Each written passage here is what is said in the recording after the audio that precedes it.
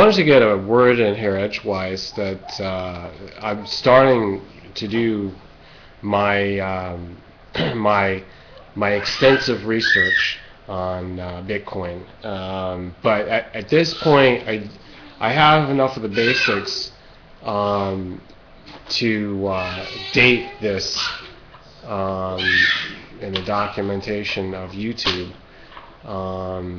that I find it important and I find it fascinating. Here's a coin. This is not a Bitcoin, but you want to know, is Bitcoin actually a physical coin, or is it just a virtual currency? Now this is just totally up my alley, being involved as one of the founders of Utubia, one of the first online communities which was viable and tangible, because we used video, we communicated, and it got somewhere. Now, I had proposed currency at that point, which would be like a credit system, virtually. But it didn't really get anywhere, because at that time Google was purchasing YouTube, and we had to find out who was going to become a partner, and then there was a lot of jealousy and infighting. We had a little bit of a civil war in the community, because nobody could decide if it was fair to some would get paid and some would not, and what would the currency be like. Are we going to use the dollar just because it's the currency of choice? It is the standard, and then you would be pro-U.S., pro-Federal Reserve, pro all these other things, the conspiracy that's going on to run the bank through those completely shadowy capitalistic central banks, these central non-government, non-representative institutions or corporations. So having said that, they came up with the Bitcoin after a person or a group, it's not known who it is for sure, because no one admits to it. It's kind of an anonymous thing. So pseudonymously came out with a name, Satoshi. Oh, I have to give you the name to show you that Satoshi Nakamoto. Okay? So you can look it all up. You can look up all these details. But see, my take on it is that this is a step in the right direction. Is it a scam? Is it something just to rip off everyone because it's something that doesn't really exist? It has no authority behind it. It has no central bank. It has no fiduciary trust, except the trust of a peer-to-peer, public network. That remains to be seen, but I say it's going in the right direction, because we need to experiment in this sense, and if it does continue to perpetuate itself, if it continues to expand, because then we just have this talking about this as a bubble burst, just because it maxed out at like $260 current value, and then dropped it practically in half. So 50% drop, and then came back to stabilize at about, I think it was $160 per one Bitcoin. Now, what can you do with these, and where can you use them? Where are they accepted? That's changing all the time, and it's expanding. WikiLeaks is one of the ones that was the earlier people that got on board because they accepted the donation in that currency, and that was about a year or so ago. So you go to their channel, and there's a lot of technical information. I believe that their YouTube channel is official and is connected with their official website. So you can go there and get the things. I'm just giving you my take on it. I'm very interested.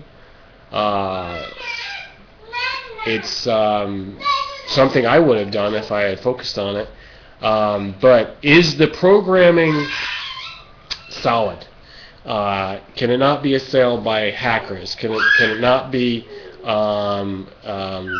counterfeited? Can it be reliable as more and more people are going to accept it?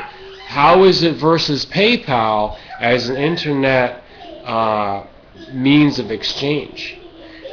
Because PayPal is basically a conversion of everything out in the physical world, which is actually not really physical, but the virtualization of the virtual money that doesn't exist anymore. I'm going to start to get crazy when I talk about this. This is why I don't do economics as a general rule. I just dabble in it when I feel like I have to, because it's just this necessary evil.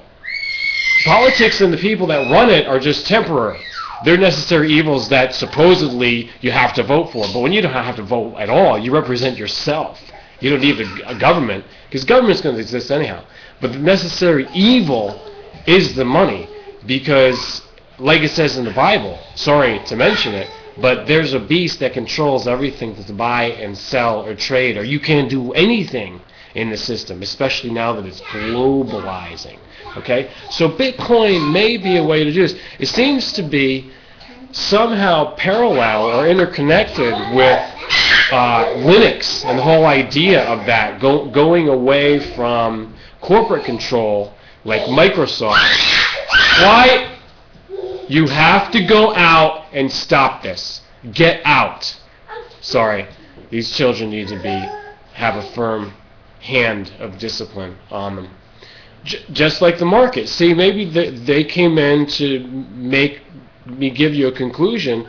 The caveat here is that, can Bitcoin continue to exist? Can it expand and develop? And me telling you about it, and other people telling you and getting into, I'm not going to tell you how many Bitcoins I have, if any, to my name, to my account. But if it does indeed expand, can it be valid? Can it be legit? Can it be a functioning system without regulation? Kramer, who you all know if you study economics and finance, now don't agree with him in any sense or form. He's just kind of a very, eccentric, charismatic figure, like a lot of the rest, like Max Kaiser and them. But Kramer had said his assessment is that the Bitcoin is not actually a currency by pure definition. So maybe we're expanding the definition to the fact that Bitcoin is a virtual currency, and virtual currency is not a currency. It is, but it isn't. It's something more. It's an evolution of currency. It's an e-currency. So welcome to the next wave of human civilization. Now, we can also compare this beyond PayPal and the credit card system and plastic money and electronic, transactions, even beyond into something like a internalized system of Second Life, a website of a virtual world where you can convert your money into its own currency, but it cannot be traded outside of there. It can only be used for virtual things. So it's a virtual money that they have on Second Life. This is just, the plot thickens, okay? Stay with me on this. I've always said that what we really need is to have a physical world where we do not depend on the necessary evil of money. It becomes unnecessary just by changing our mindset. This is probably, beyond the fact of immortality that I just did in my previous video, this is probably the hugest, most earth-shattering, shocking leaps we can make as a paradigm shift of life and consciousness to get off of money. Perhaps it is a preliminary step, or this transitionary step, to make money virtual with no central banking control, no government control, no corporate interests is able to affect it. Well, I mean, they're going to affect it. They're going to hammer at it, and that's why we had this bubble burst. That's why that happened. If you think that that's just a fluke or that's just something, a natural progression, no. Somebody came in there and did something. There's often some kind of a ploy that they use to jam the system.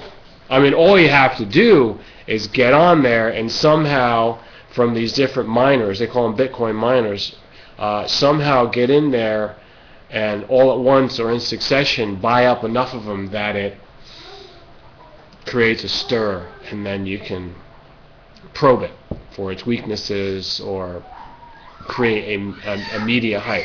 There is media hype out there. I'm kind of part of it, but having said that, I will say more in the future as I finish up my research into it. Thanks for listening. Make sure you comment. Let me know what you think of Bitcoin. Rate this, like it, share it, send it to all your friends, and make sure you're subscribed because, you know, YouTube is flawed.